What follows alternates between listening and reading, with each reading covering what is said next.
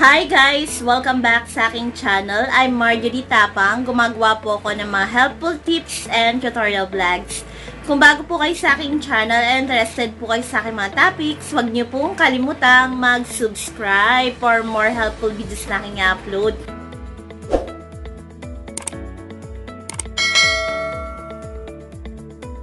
And browse lang po kayo sa aking channel, baka may other videos pa po makatulong sa inyo.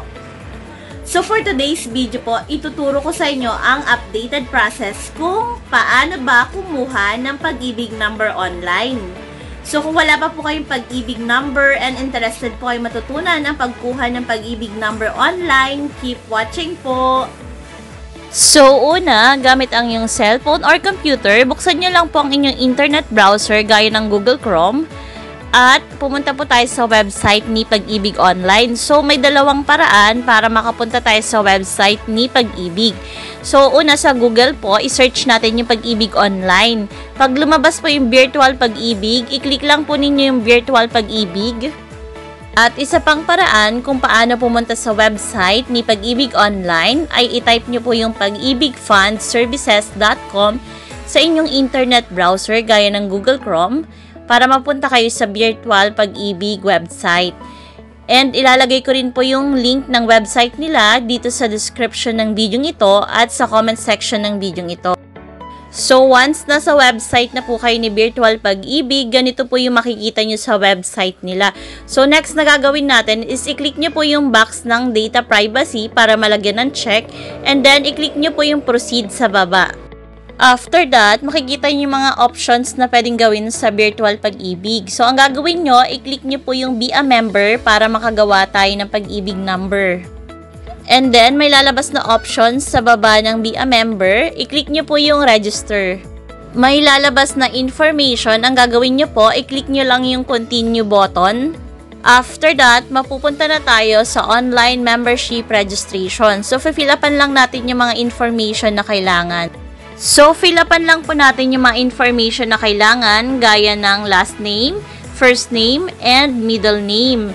And then, iselect po natin yung birthday natin, and then may makikita kayong parang code, kopyahin lang po natin yon, and then i-type natin sa box sa baba.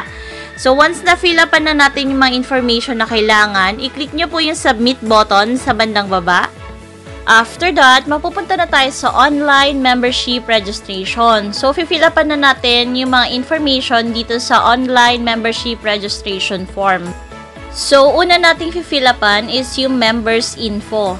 So, sa members info po, ilalagay po natin yung pangalan ng kukuhanan natin ng Pag-ibig number.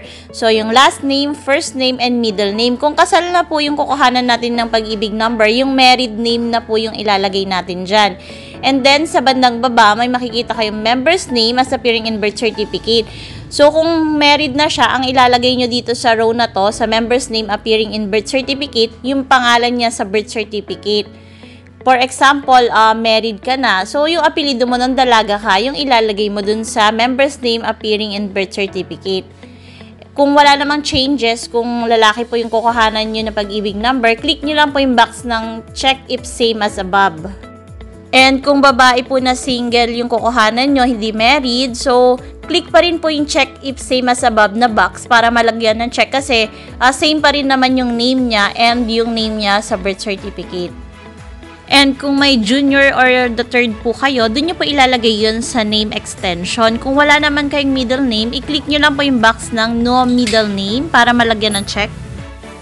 Sa bandang baba naman, fill upan natin yung details ng father nung kukuhanan ng Pag-ibig number. Yung last name, first name, and middle name. And also, i-fill up din natin yung details nung mother ng kukuhanan ng Pag-ibig number. Pangalan nung mother nung dalaga pa siya. So, yung last name, first name, and middle name nung mother nung dalaga pa siya. Next na fill upan is yung other information. So, yung birth date, automatic may fill up na yung birth date natin kasi nag-fill up na tayo kaninang una. So, next na fill upan natin is yung place of birth. So, para ma-fill upan yung place of birth, i-click nyo lang po yung click to get the place of birth. And iselect nyo lang dyan yung region kung saan kayo pinanganak. For example, Davao Region, and kung anong province kayo pinanganak. For example, Davao Oriental, and anong city kayo pinanganak. So once na select nyo na yung place of birth nyo, i-click nyo lang yung okay. Sa baba naman ng place of birth, pipilapan pa natin yung ibang information. So, sa sex or gender, isi-select nyo kung male or female po kayo. So, dito female yung sinelect ko kasi female yung kukuhanan ko ng pag-ibig number. And then, i-type nyo lang yung height nyo in centimeters and yung weight nyo. And kung may TIN number na kayo, fill-upan nyo na rin yan. And kung may SSS number na kayo, fill-upan nyo na rin yan. Kung wala pa kayong TIN and SSS number, okay lang kahit bagtawan po ito. Sa bandang kanan naman, fill-upan natin yung ibang information. So, yung citizenship, kung Pilipino, i-select po doon. And then, yung civil status, kung married or single. And i-type din yung pangalan ng asawa if married. So, yung last name, first name, and middle name. And dun naman sa frequency of membership savings, i-select na lang kung monthly. Kasi normally, pag employed, monthly naman yon. And once na fill upan na yung mga information na kailangan, i-click lang yung next sa bandang baba. Next na fill upan is yung address. Unang fill upan sa address is yung permanent address. So, kung ano lang yung meron sa address nyo, yun lang yung fill upan nyo. So, for example, dito sa fill upan ko, ang meron lang house, number, street, barangay, city, and province. Kung wala kayong subdivision or block number, okay lang kahit bagtawan nyo yun. Kung ano lang yung meron sa address nyo. And para kunin yung zip code, i-click nyo lang po yung Get Zip sa bandang kanan. And i-select nyo lang kung anong region kayo, province and city. For example, dito sa ginawa ko, Central Luzon yung region, Nueva Ecija yung province, and Llanera yung city. So once na fill upan nyo na yan, i-click nyo lang po yung OK. Sa bandang baba naman, fill upan natin yung present address. Kung same lang yung permanent address at present address nyo, i-click nyo lang po yung check if same as above na box para malagyan ng check. So once na-check nyo na yung check if same as above, automatic mafifill upan na po yung address nyo, same ng present address nyo. And select nyo rin sa bandang baba yung prepared mailing address nyo, kung present ba or permanent. So dahil same lang yung present and permanent, clinic ko na lang present address. Kung magkaiba po yung present and permanent address nyo, wag nyo pong i-check yung check if same as above. I-type nyo po dyan yung present address nyo. So, once na fill upan nyo na po itong information na to, click nyo lang po yung next sa bandang baba. And next na fill upan is yung contacts details. So, una nating fill upan is yung email address. So, para ma-fill upan natin yung box ng email address, i-click po natin yung enter email address na Word. And then, may lalabas na box. I-type po natin yung email natin dun sa box ng email. And i-type ulit natin yung email address natin dun sa confirm na box. So, dapat same email address po yung nakalagay dyan. So, once na fill upan na natin yan, i-click lang natin yung OK. So, after that, automatic malalagay na yung email address natin dun sa box ng email address. So, kung meron po kayong cellphone number, i-type nyo po dun sa box ng cellphone number sa bandang kanan. Kung may landline po kayo, i-type nyo po. Kung wala, okay lang kahit bagtawan nyo. So, once na fill upan nyo na yung mga information na need sa contacts, i-click nyo lang po yung next button sa bandang baba.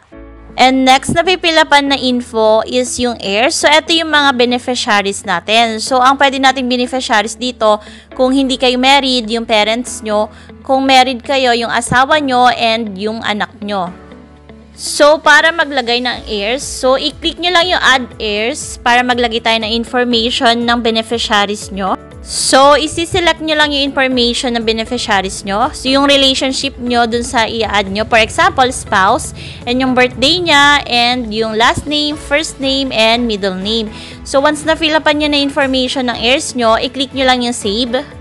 After that, malalagay na sa listahan sa baba ng heirs yung inad nyo. For example, yung inad ko dito is yung asawa. So, nalagay na yung name niya doon. So, kung mag-add pa kayo, kung may anak kayo, click nyo lang yung add heirs para maglagay ulit ng details. So, para i-add yung anak, so, clinic ko lang yung relationship. Ang nilagay ko is son, and yung date ng birthday, and yung last name, first name, and middle name ng anak. And then, once na-fill upan na yung mga information, click lang ulit yung save. Automatic, malalagay na sa listahan ng heirs yung anak na inad kanina. So, once na-add nyo na yung mga heirs nyo or beneficiaries nyo, i-click nyo lang po yung next sa bandang baba.